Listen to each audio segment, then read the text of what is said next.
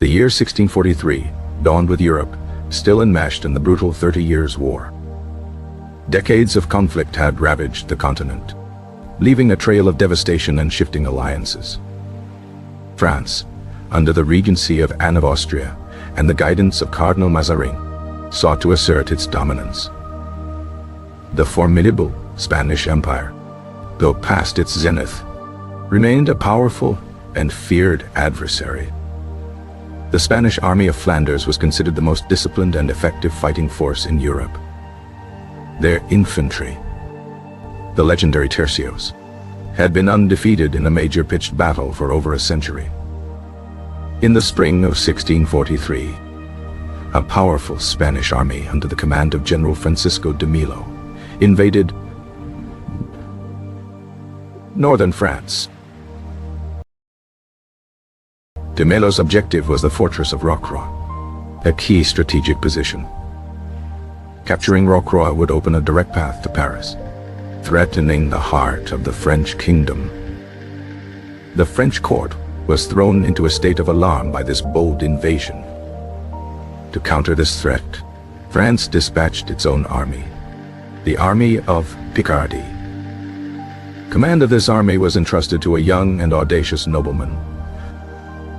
He was Louis de Bourbon, the Duke of Enghien, only 21 years old. Though young, Enghien possessed a sharp military mind and an unshakable belief in his own destiny. He was supported by experienced subordinate commanders, including the veteran cavalry leader, Jean de Gassion. The French army marched swiftly to relieve the besieged fortress of Rocroi. Enghien, against the advice of more cautious officers, decided to seek a decisive battle. He believed that a direct confrontation was the only way to save Rocroi and halt the Spanish invasion. On the evening of May 18, 1643, the two armies drew up in battle array opposite each other on a plain south of Rocroi. The Spanish army, numbering around 27,000 men, was confident in its proven tactics and veteran soldiers. De Melo deployed his infantry in their traditional tercio formations, solid squares of pikemen and musketeers.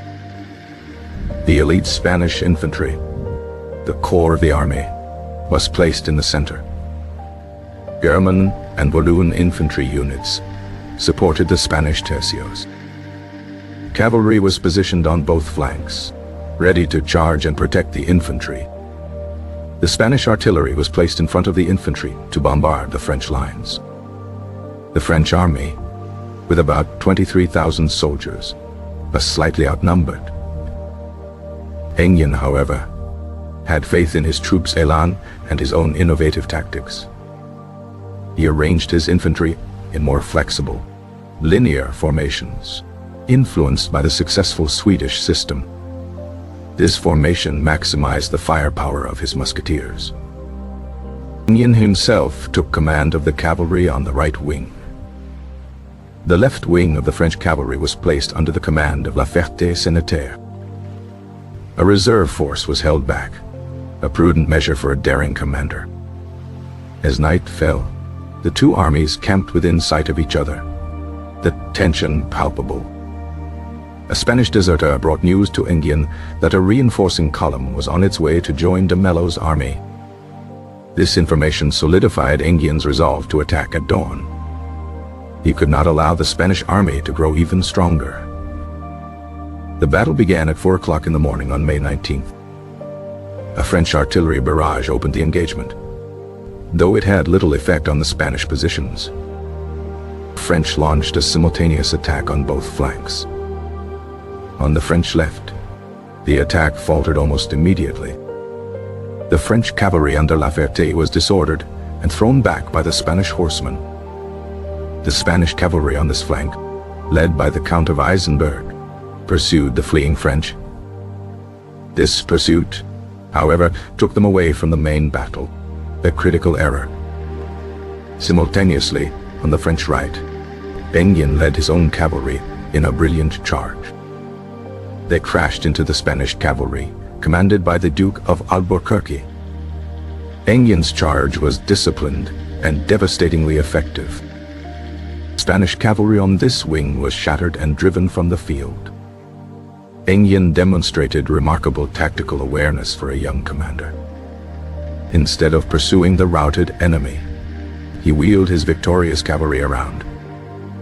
He led his troopers in a wide arc, riding behind the entire Spanish infantry line. This audacious maneuver brought him to the rear of the Spanish center. He then fell upon the rear of the very Spanish cavalry that had been routing the French left. Caught completely by surprise, Eisenberg's cavalry was crushed between Engien's charge and the rallying French left. With both Spanish cavalry wings now defeated, the Spanish infantry was left isolated. The tercio stood firm, a series of defiant, bristling squares of pikes and muskets. Engien now orchestrated a combined arms assault on the surrounded infantry. The French cavalry charged the tercios, but were repulsed by the dense forest of pikes. The musketeers within the tercios delivered devastating volleys against the charging horsemen. The French infantry advanced, engaging their Spanish counterparts in a brutal firefight.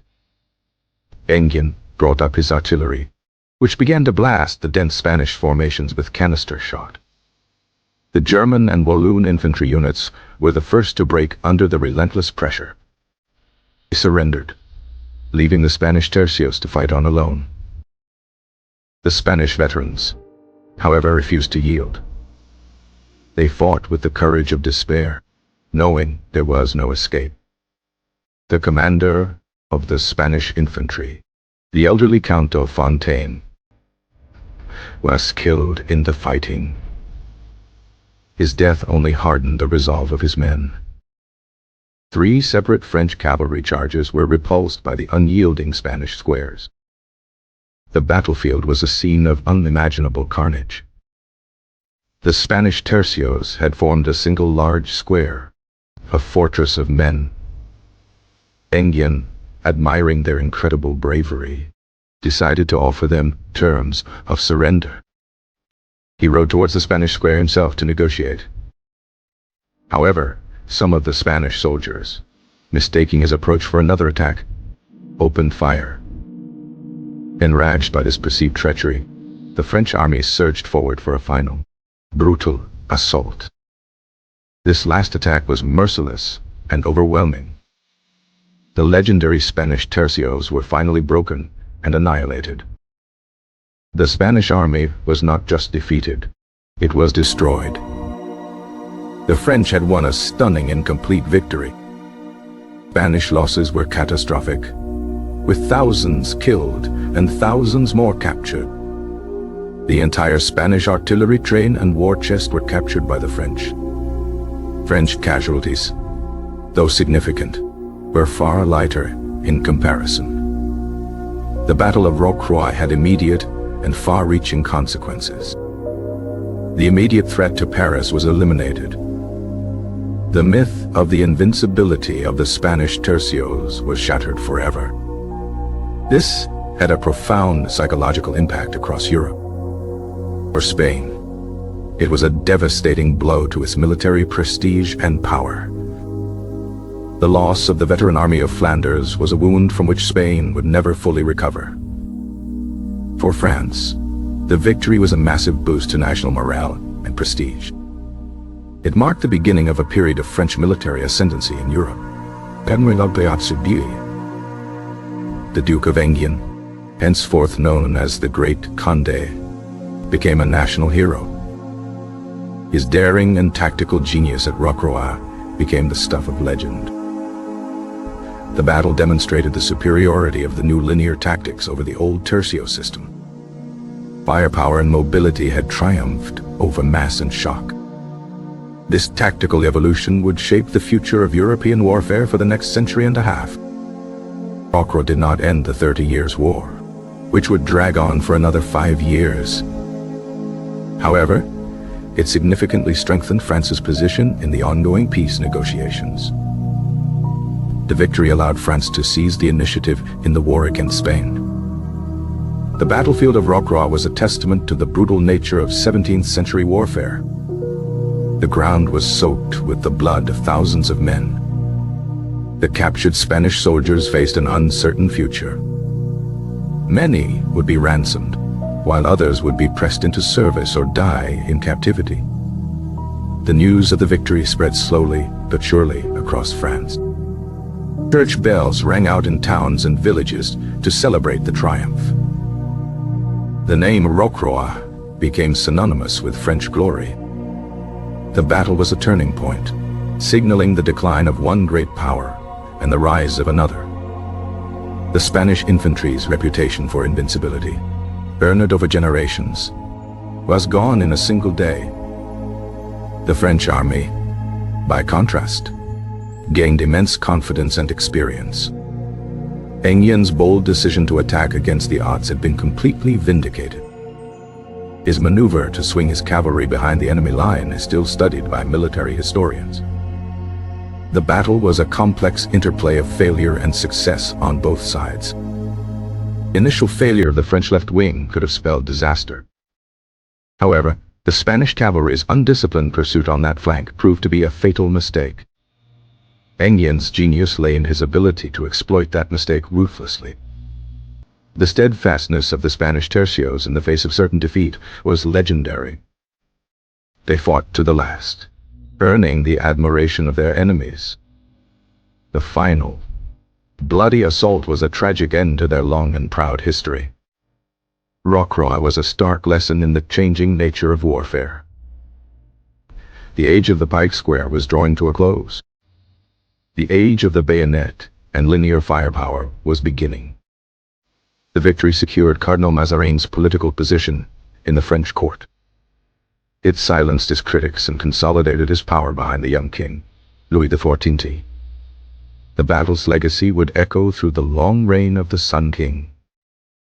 France's military confidence, born at Rocroi, would fuel its ambitions for decades to come. The Spanish Empire, conversely, entered a period of accelerated decline. The defeat at Rocroi was a symptom of deeper economic and political problems. The battle itself was a whirlwind of chaos, courage, and tactical brilliance. From the first charge at dawn to the final surrender in the afternoon, the fate of nations was decided. The sound of thousands of muskets firing would have been deafening. The air was thick with acrid smoke, obscuring vision and choking the lungs. Officers on horseback struggled to be seen and heard above the din. Drummers and trumpeters relayed commands across the field. The clash of steel on steel was a constant, brutal soundtrack. Wounded men cried out in pain, their pleas often lost in the noise. The French reserve, under the command of Cyril, played a crucial role in stabilizing the line. Their timely intervention helped rally the faltering French left wing. The battle was a fluid and constantly changing affair. An advantage gained on one part of the field could be lost on another. Enghien's great achievement was maintaining a clear picture of the entire battle. He was able to react to changing circumstances with speed and decisiveness. The Spanish commander, de Mello, seems to have lost control of his cavalry. Their premature and undisciplined pursuit was a gift to the French. The battle serves as a classic example of the principle of concentration of force. Enghien used his victorious right wing to defeat the enemy army in detail. The courage of the individual soldier on both sides was immense. They fought for God, king, and personal honor. The aftermath of Rocroi left an indelible mark on the landscape. For years, the plain would yield relics of the great battle. The story of the battle was immortalized in paintings, poems, and histories. It became a cornerstone of French national identity and military pride. The victory at Rocroi was a defining moment of the 17th century.